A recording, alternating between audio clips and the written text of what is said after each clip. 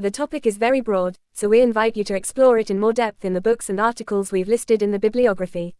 Almost everything developed in this exhibition, as well as in the preview videos, is taken from the books that appear on screen. They are in English, but thanks to artificial intelligence, you can access online translations. It delves into the ethical and anthropological implications of artificial intelligence from a Christian perspective. The second book, also in English, covers, let's say, more technical aspects. It's a true artificial intelligence manual for engineers, but it also has quite accessible chapters. In the videos we've published, we've already discussed what artificial intelligence is and provided a brief history of its development. And so brief, since the term, artificial intelligence, began to be used in 1954, and was still in 2025. So, not even 75 years into its history, and you've seen the great advances in this field. We've also seen how it works and the main algorithms that have been used not only to train it but also to improve it. We also developed learning modes, both machine learning and deep learning. As I said, these videos can be accessed via the link on the platform. The great revolution in artificial intelligence happened in 2010. And why 2010 and not before? Because at that time, computers had more powerful processors than CPUs, which is what normal computers use, and they moved on to GPU, TPU processors. The processor, to put it bluntly, is what makes the computer work. Another factor in the evolution of AI was the vast amount of data on the internet. Thanks to this data, computers, or, more accurately, artificial intelligence, the massive computer that represents artificial intelligence, have been able to train themselves. This is the verb they use as a synonym for learning. To train artificial intelligence, and of course, to improve it, they use the methods of human learning, as we saw in the second video. You learn by reading and solving problems. Let's say they've extrapolated the way humans learn to machines, as you've seen in the videos we've published. And, of course, it has evolved through the progress of the algorithm, through the progress of the mathematical formula, which helps the computer learn and improve. There are many artificial intelligence applications or programs.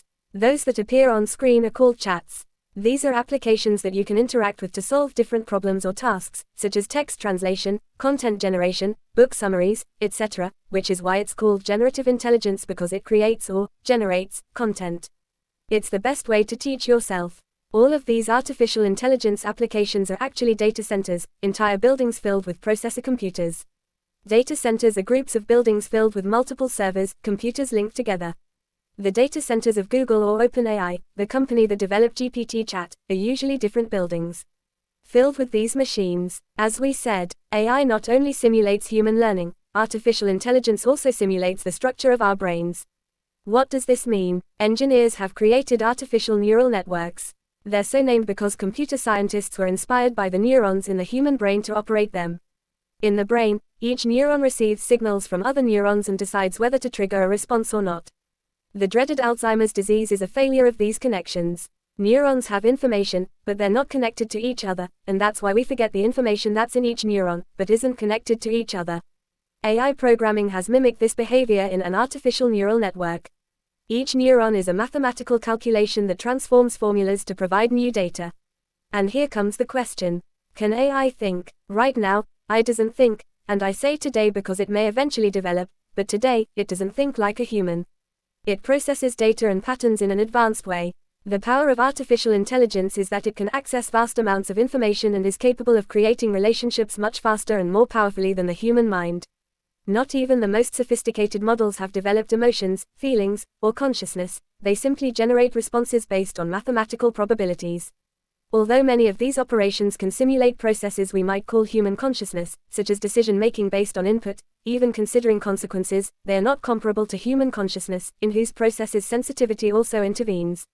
For example, it can draw up a list of pros and cons to aid in decision-making, but it is not programmed to perform what we would call discernment, that is, to consider the motions or movements of the soul through which God also speaks to the person.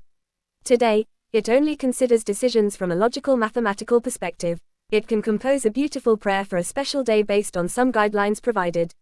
Yesterday, I introduced a text by Maria Eugenia that speaks of Saint Joseph, and I asked ChatGPT if he could make me an intercessory prayer based on this text by Maria Eugenia. He made a beautiful prayer, a mere linguistic elaboration, not what we could call a relationship with God. We can't call it prayer, of course not. Artificial intelligence today doesn't recognize God as a you, and prayer as a dialogue with God. That doesn't mean that the text generated by artificial intelligence can't help establish a relationship with God. It generates things that help humans pray. Some researchers do believe that in the future, the third column of the graph shown on the screen could be developed, a strong or general artificial intelligence, capable of reasoning and making decisions without questions, especially those asked by a human user. But she can't think for herself yet, she can't reason and make decisions on her own.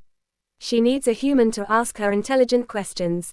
For example, in medicine today, due to the vast amount of global medical data, doctors are using artificial intelligence extensively to diagnose. Why? Because it's more powerful for diagnosing. It can identify symptoms that would be very difficult for humans due to the inability to manage large amounts of data and establish relationships. But it's still the human doctor who asks the AI questions based on the symptoms a patient tells them. The doctor decides on a particular treatment based on the probability of success, but the decision-making is still the human's. But this book raises the question of the consequences of a machine doing the entire process, without a human doctor. The patient would type in their symptoms, and a machine would tell them what they have. Many people ask questions about their illnesses on the internet. But on Google, there's still a lot of room for error. I'm talking about specialized programs used by doctors, not Google. But in these specialized AI programs, the decision is made by the doctor. What would happen if the machine made the decision based on the probability of success? How many people would be left without treatment due to a lack of chance of success? But we know very well that life can surprise us. It goes beyond probabilities, and sometimes 2% of people can survive. It can happen that a person with a low probability survives, for example, a transplant. It is true that machine decision-making may be more objective and neutral, but a decision made by a machine based on logical probabilities may overlook important factors. Also be more neutral. This is the problem that the Series 1 present explores in depth. Judicial decision-making also presents ethical issues. On the one hand, as this series points out, it can judge facts without racial or gender discrimination, simply based on what happened. Here, this series addresses the problem of racial discrimination. There are more convictions of black citizens than white citizens. But on the other hand, it doesn't consider a person's capacity for change for the better. Based on mathematical probabilities, a given person may commit a crime given their life history, but experience also shows us that some people change against all odds. All of these topics are worth exploring in depth, but we must move on. We then come to the frightening question, can AI dominate or destroy the world? But we can ask ourselves another question, who is really dominating and destroying the world? Isn't it humans? The film that appears on screen is old, from 2004. It translates Isaac Asimov's robotics books into a film. It's science fiction, but it answers this question. Machines won't be dangerous if they're well programmed. According to the 3 laws of robotics by science fiction writer Isaac Asimov, machines cannot harm human beings. But on the other hand, if they must protect human life, they may reach the logical conclusion that human beings are a danger to human beings, and to protect them, they must take away their freedom, because freedom is what harms human beings and the world. So, in the end, the problem isn't so much whether the machine can destroy the world or not. The problem lies in how we program the machine, the ethics of the programmer. God makes us in his image and likeness, a God of love. We, human beings, are making artificial intelligence in our image.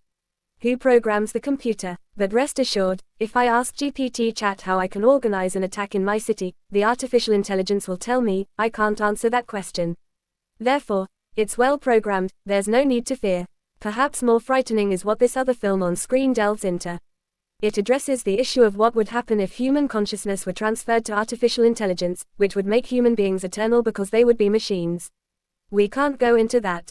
Let's address another problem that has now gone from fiction to reality. The film, Her, deals with the problem of a human being going through a difficult emotional time and falling in love with artificial intelligence. This is no longer science fiction, it's already affecting teenagers with relationship problems who prefer interacting with a machine rather than with real humans.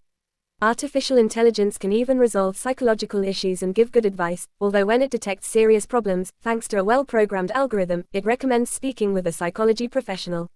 So, I say it again, AI is well-programmed so far. But back to our question, can AI dominate or destroy the world? We have to say that it's already destroying it a little. Artificial intelligence models like GPT-3 or Google's Gemini require huge data centers, with thousands of servers running 24/7, computers that are never turned off.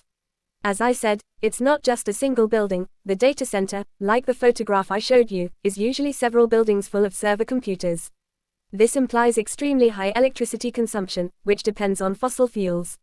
Although some companies are using renewable energy, they still depend on coal and gas. AI processing generates a huge carbon footprint. It's estimated that more than 550 tons of CO2 were produced to train GPT-3. This is equivalent to 125 round-trip flights between New York and Beijing. Both ChatGPT, Copilot, Gemini and the rest of the AI applications are causing a huge impact on the environment. Another problem is the amount of water needed to cool these large computers. Have you ever felt how hot your phone gets when you use it for a long time, or how hot your computer gets? Data centers also get incredibly hot. This consumes millions of liters of water, not just CO2 emissions. Google Gemini's servers consumed 4.3 million liters of water to cool the system last year. This could exacerbate the planet's water shortage. Another problem is the need for rare earths. The computers and chips that power our computers and artificial intelligence require materials like lithium, cobalt, and other rare earths. Other elements on the periodic table are also considered rare earths. They're called rare because they're difficult to find and extract, and they're scarce. China, above all, leads in the location and extraction. It's a major technological power right now, but so is the United States, of course, and other countries. All of them are hunting for the territories where they're found. Their extraction is causing deforestation, water pollution, and labor exploitation.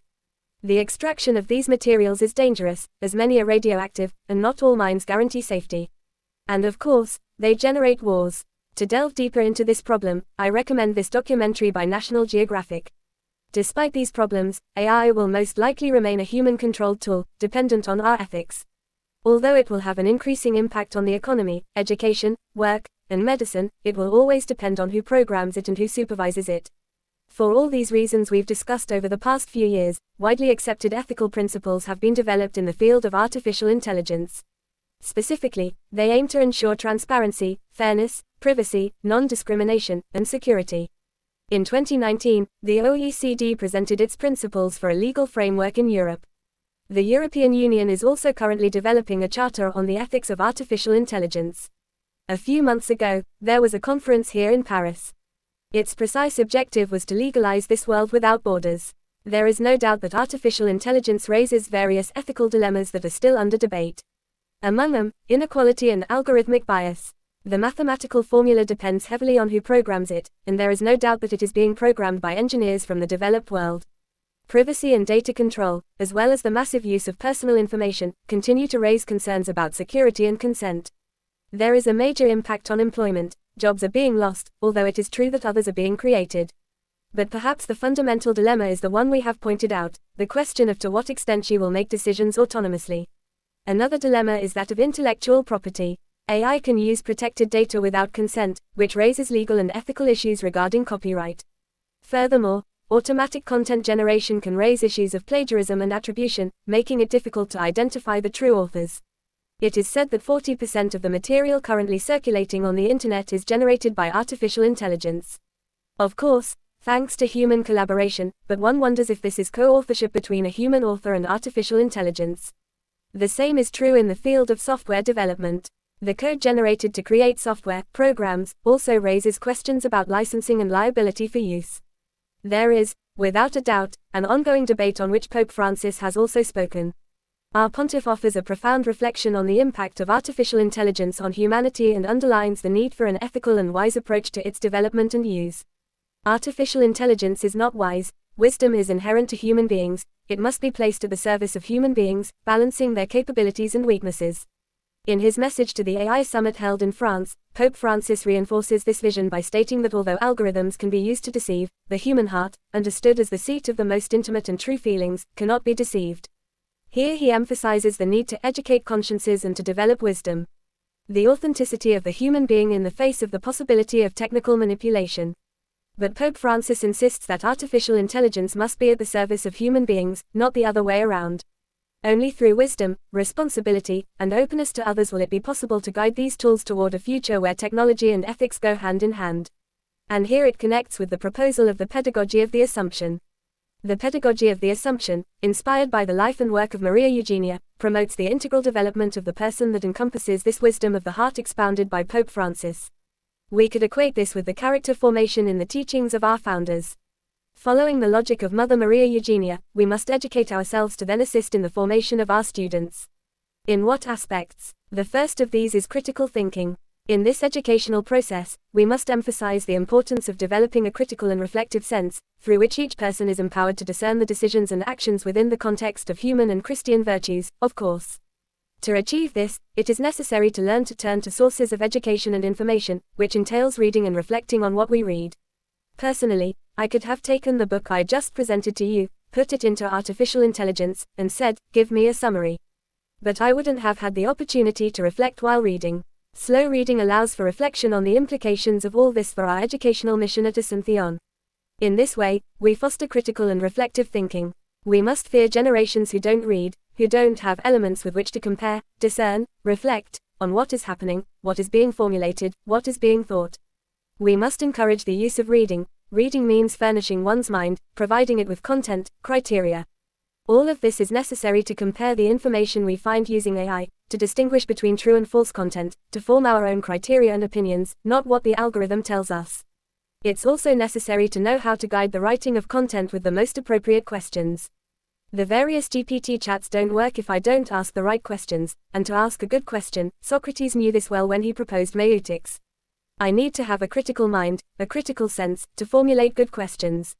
The legal frameworks being defined will hardly be able to set limits to this reality. It evolves rapidly and creates new challenges every day. Therefore, although laws are necessary, they can be disobeyed. It is necessary to form consciences, foster ethical judgment, and cultivate natural virtues, rectitude, sincerity, and simplicity, says Maria Eugenia. These human qualities, fundamental when enriched by grace, the action of God, become fundamental tools for transforming individuals and society. And of course, creativity. Something that artificial intelligence cannot do today is creating from scratch. That remains something that belongs to human beings created in the image of God. Creativity as a divine gift is promoted not only as an experience or individual expression, but as a force that must be put at the service of collaborative work. Fostering a community that co-creates and grows stronger together in the pursuit of truth, beauty, and goodness. From all that has been said, we can deduce the following practical tips for using AI. 1. Always verify information generated by AI, as it may contain errors. 2. Protect privacy and avoid sharing sensitive data. 3. Use AI as a complement, not a substitute for critical thinking, and don't rely on guidance. 4. Familiarize yourself with the ethical policies for using AI in the social work environment. Thank you very much. I'd like us to truly continue to see AI as a good tool, but to use it wisely.